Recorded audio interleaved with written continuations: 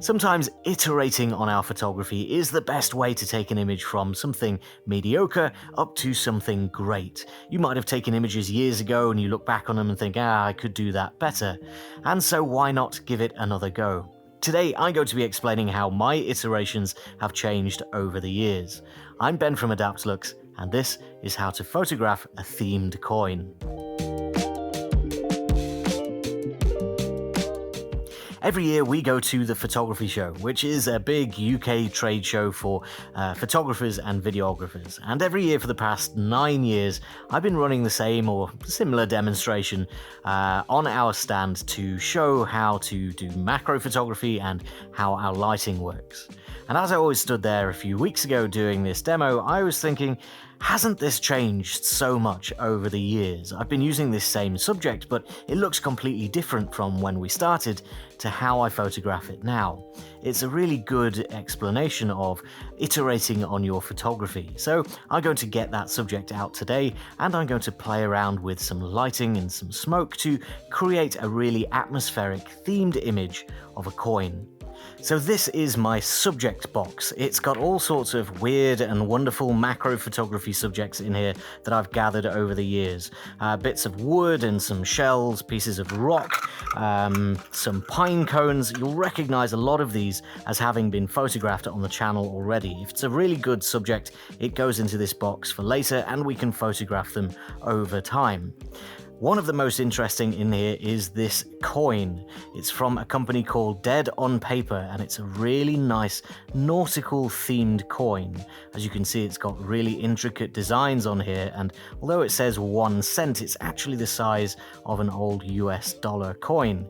It's a really nice subject to capture both the detail and this surface texture, but also to be able to theme this in a nice nautical or pirate themed way. I've been shooting this coin for many years, and I've changed the way that I like to do this over those years. So this is a really nice demonstration of how to iterate on your photographs. First of all, let's take a look at how I used to photograph this when I first got the coin. I'm going to place it down in front of the camera here, and we can take a look at what it looks like. So imagine for a moment you're with me at the trade show, and I'm going to demonstrate how to photograph this coin. So we've got our coin placed nicely in front of the camera, but we really can't see it very well because we don't have any lighting yet. We've got the Adaptalux Studio here. The Pod 3 is sat on a little mini tripod just as it is at the show, and I'm going to place a couple of white lighting arms in here with diffusers to start to light up this image. So first of all, we've got a white lighting arm on the right hand side of the image there, and I'm going to place another one on the left hand side. Now as you can see, we're getting a little bit more brightness in our image, but that's not really looking very nice for our coin. The trick with coins I very quickly learned is actually that you want to reflect the light in the metallic surfaces of the coin rather than trying to light it conventionally, say from the front. The placement of the light is really important. So I've placed the left-hand light there behind the subject, so it's actually reflecting off the surface of the coin rather than lighting the surface of the coin. It's showing us basically a reflected image of that rear lighting arm, the left-hand lighting arm, in the surface of the coin. Wherever those flat surfaces reflect, it's going to show us this lighting arm. This lighting arm is giving us a little bit of lighting on that surface relief, and we're going to use that to enhance this image even further. But I think before we do that, we need to add a little bit of interest and detail to our background, which is currently just a fairly boring, plain white table.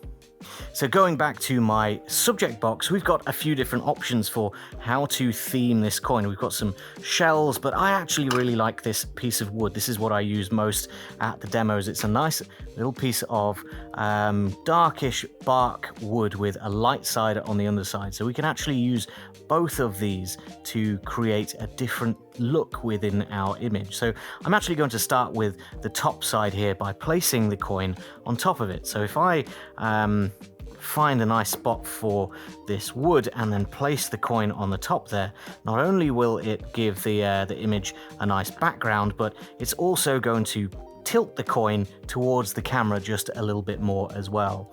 Now I do need my lighting in order to see what that's going to look like, and I will have to adjust the composition slightly to compensate for this, but as you can see, we now, instead of a boring white table, have a much more interesting background for our image.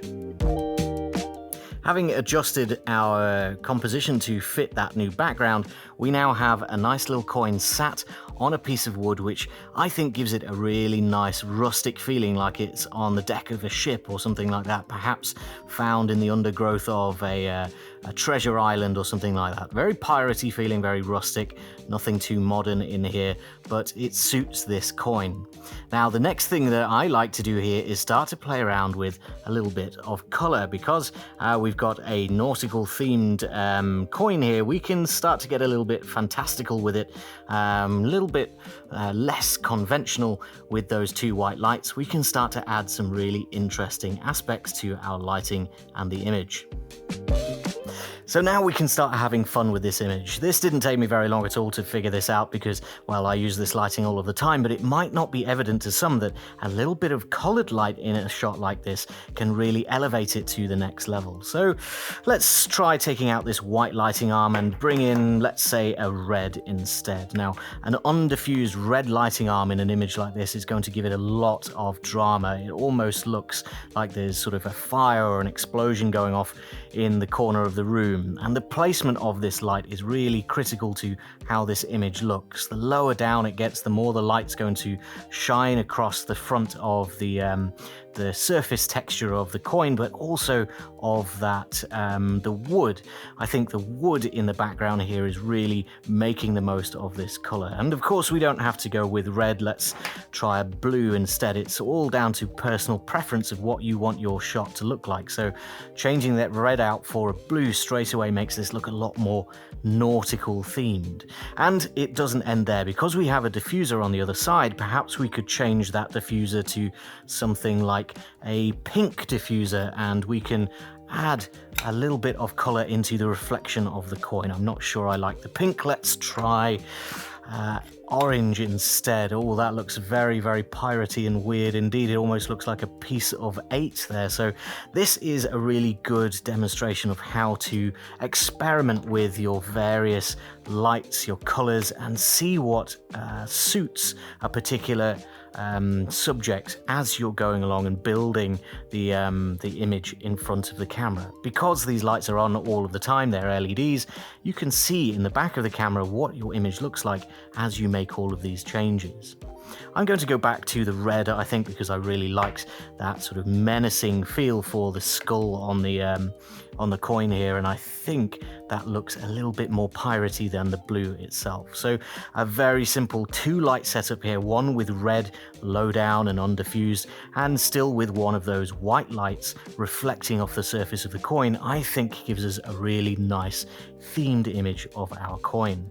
So if you're not familiar with this type of photography, it probably looks like I'm brushing over some things and I'm not properly thinking it through, but that's because I've been doing the same image for 9 years now. Every year I'll break out the coin and put it down on the table and think, what can I slightly change this year? What can I do differently? What can I add to this image to take it up to the next level? So we started off with pretty plain white light, a plain background. We've added a little bit of colored light and moved the positions of those lights, but we can also add a little bit of smoke into our image using our little portable fog machine to add a little bit of atmosphere and drama into this image. It's going to play with the light, it'll hang onto all of those surfaces, and it really does make all of the difference, especially if you're doing some video. Adds a little bit of movement into your shot. So adding a bit of smoke is really simple with a portable fog machine like this one. This is the Telesin portable fog machine, and it's a really nice little bit of kit to just add some movement and some smoke, some atmosphere into your images. It's a simple press of a button, and we have some smoke dripping out of the end of the smoke machine here, so that we can actually create some nice movement in the image, but also some smoke just just gathering and sticking to the subject.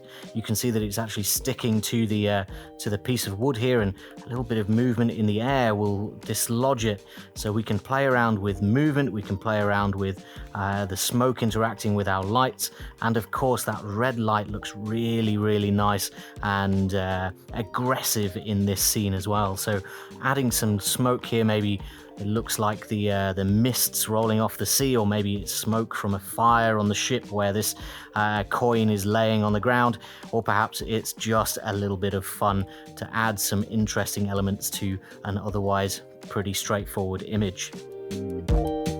No matter how deep your depth of field is, you're not going to be able to get an image like this completely in focus at this type of scale. So I'm going to focus stack. This is something I don't usually get to do during the demos at the trade show because it's a little bit too time intensive and we don't have a computer there to properly stack all of the images. My camera doesn't have in-camera focus bracketing, so I'm going to do this one manually, and I think it's going to round out this image to a nice photograph of our coin looking really menacing in its red light.